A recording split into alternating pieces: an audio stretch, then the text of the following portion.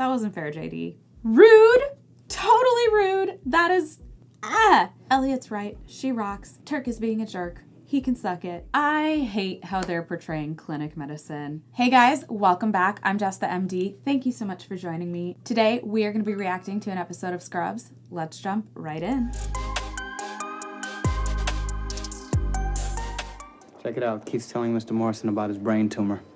Seeing an intern tell someone they're gonna die for the first time is strange, because even though it's a horrible and sad experience, if they get through it, there's a sense of accomplishment.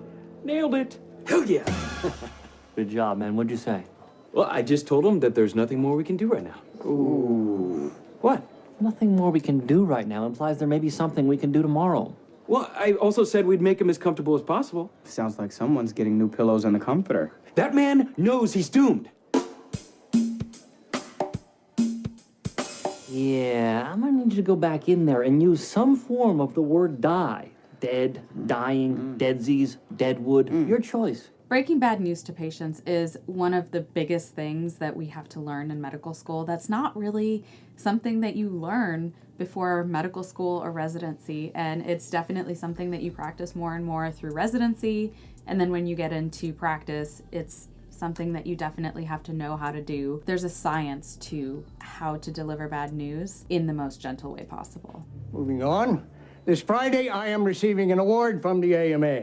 Jerk-off of the year. No, bastard of the year. Don't you tell me, guy I despise so much, I'd pay someone to kill you and stuff you and leave you by my bed so that when I wake up in the morning, I could roll over and punch you in the face. Of the year. And we're back. Anyway, I need one of you attendings to introduce me at the dinner, so figure it out. Everyone has a human side, Coxie. Even Kelso. The hell he does. I remember a flu epidemic. We lost half a dozen children in one day. The second Kelso's foot hits the bottom of those stairs,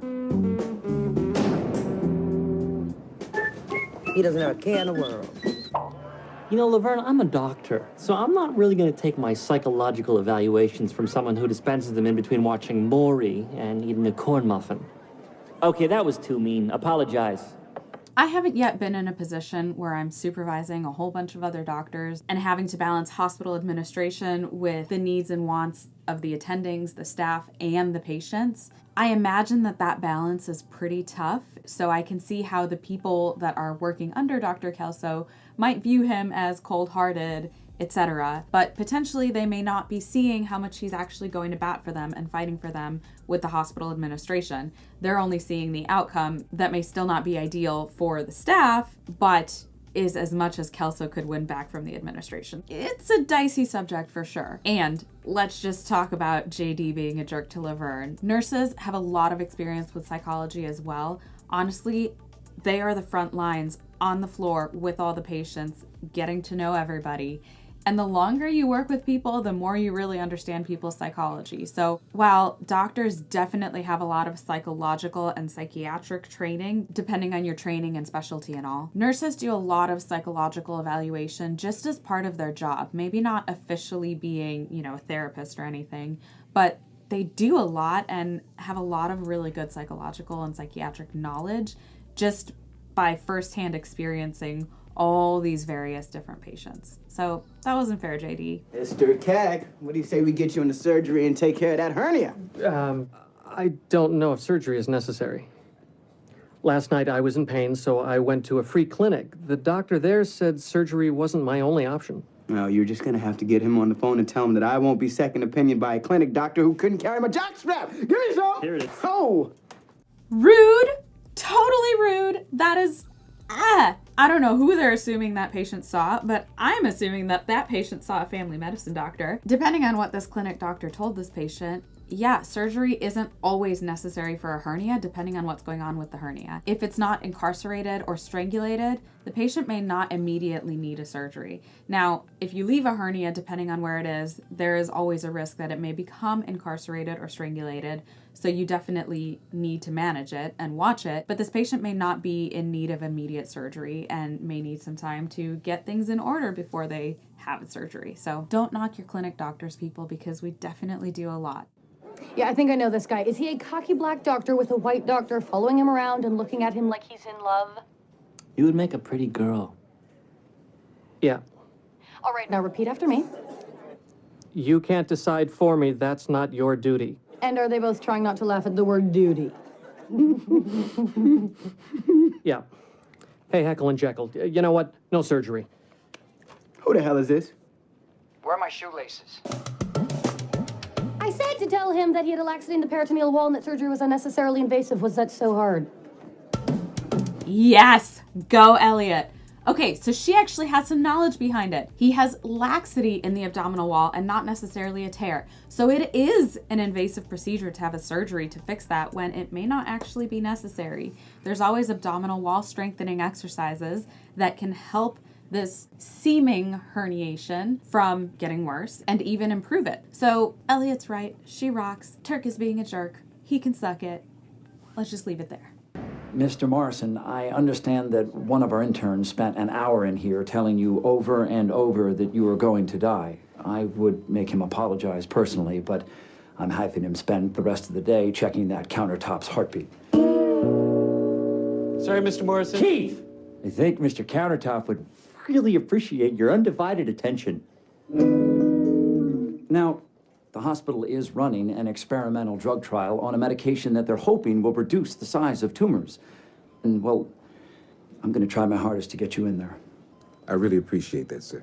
Sounds like Keith, the intern, went a little bit too far in how he was breaking the bad news to that patient. Like I said, there's definitely a delicate balance between making sure the patient knows their prognosis and delivering this horrible news that is potentially unexpected for the patient in a way that's gentle. Cox is definitely delivering this news, or at least smoothing over this news in a way that the patient is able to process it, and it's still fairly gentle. Interesting how good Dr. Cox's bedside manner is versus how he is with the other doctors. It's kind of funny. Elliot, nobody respects clinic doctors. Really, Turk, I think your hernia patient does. I'm not upset about that. It's obvious you are. It's more obvious to me, baby. I mean, Turk. Look, I know this place isn't the greatest, but it's not like I lie awake thinking about being yelled at by Dr. Cox or playing jiggly ball with the orderlies. How do I not know about this game? At this clinic, I get to practice medicine for people who really need me. I mean, honestly, I feel like I belong here. Dr. Cole just got stabbed in the parking lot and we're out of gauze. Is it cool if I take lunch? This place is crushing my soul. I hate how they're portraying clinic medicine. Outpatient medicine, clinic medicine, really important. That's where we do all of the primary care. That's where we see patients, do all of their preventative health screening, make sure that they're actually on track to be well and to live a long, healthy life. And finding concerning things sooner and being able to treat them sooner, rather than what ends up happening a lot of the times is a person coming into the hospital when things are way far past treatable or in a state that it's going to be much more difficult to treat things because they weren't seeing a primary care doctor and they weren't getting screened. So, PSA everybody, please go to your primary care doctor every year for an annual wellness exam, because the point of those exams is to screen for things and find things sooner or prevent things in general that may cause problems with your health in the future. So please go see your primary care doctor. Because given a choice between a rich guy and a poor guy, it was pretty obvious who Bob Kelso would put in the drug trial and who he'd leave behind.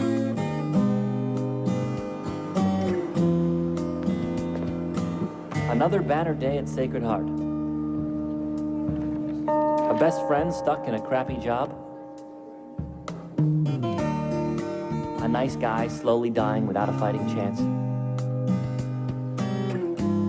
It's a wonder how anyone can walk out of this place with a smile on their face.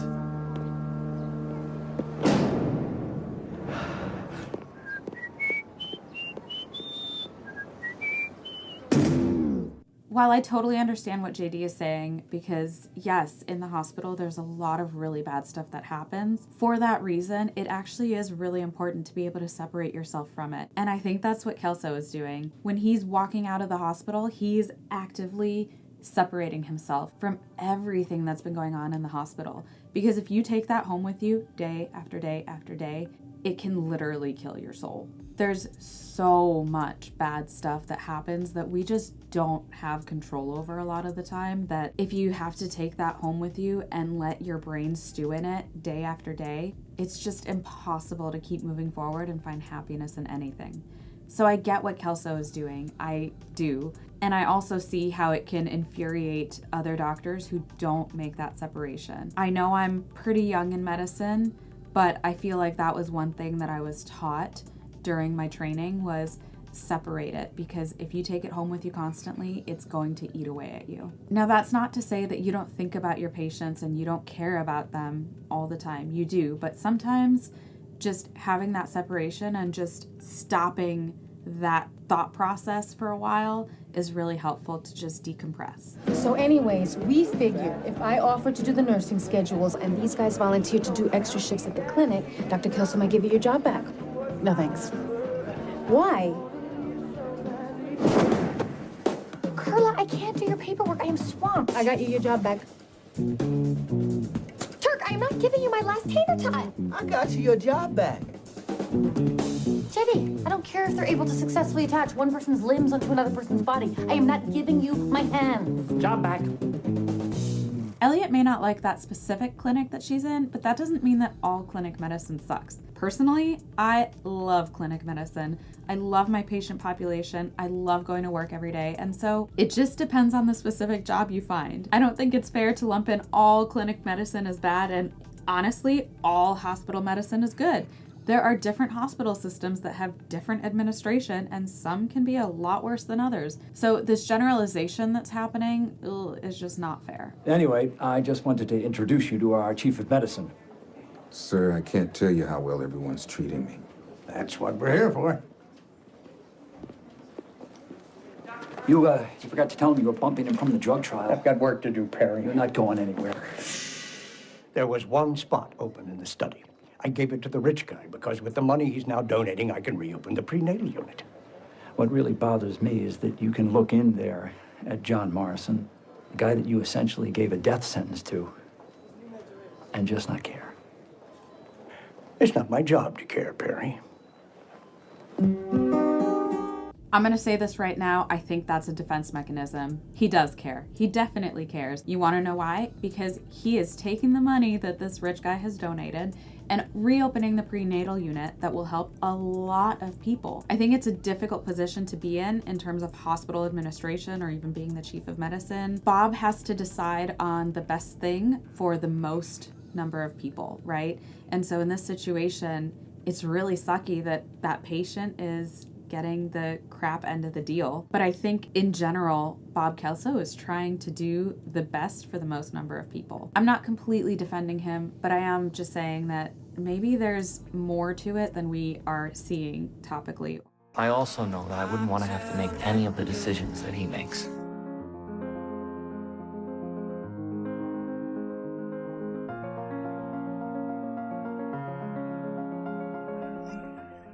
But when all is said and done, I like to think he does care a little.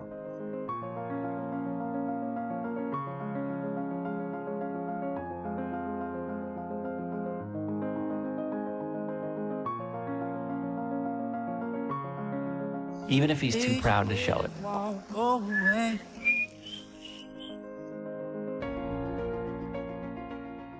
It's so true. Bob Kelso is supposed to be a leader, right? He's trying to show them that he's well put together, that he has things under control. And so, yeah, you don't want to see your leader completely falling apart. At the same time, you do want to know that your leader has a soul. And I really, truly, and honestly believe that Bob Kelso definitely has a conscience, and he's doing the best he can and making the decisions he has to make to do the best for everybody or for the majority. And it is really a hard position to be in. You have to live with these really difficult decisions and maybe not always let people see how much it affects you, but it clearly affects Bob Kelso. I think anyone that went into medicine, it'll affect you, right? But you have to find ways of not showing it to everyone, because you don't want your staff thinking that you're weak and can't make important decisions. So this is a very much two-sided coin, and Bob Kelso is just doing his best. I think deep down he really is a good person, but sometimes his staff has to see him as this tough cookie because that's what he needs to portray for the hospital to continue running smoothly under his watch. Excellent episode, guys. Thank you so much for recommending this episode. Thank you so much for watching. Leave a like down below, subscribe to the channel. It really helps it grow out. Thank you so much for joining me. I'm Jess the MD. I really enjoyed spending time with you. I hope you enjoyed spending time with me, and I will see you in the next one. Bye.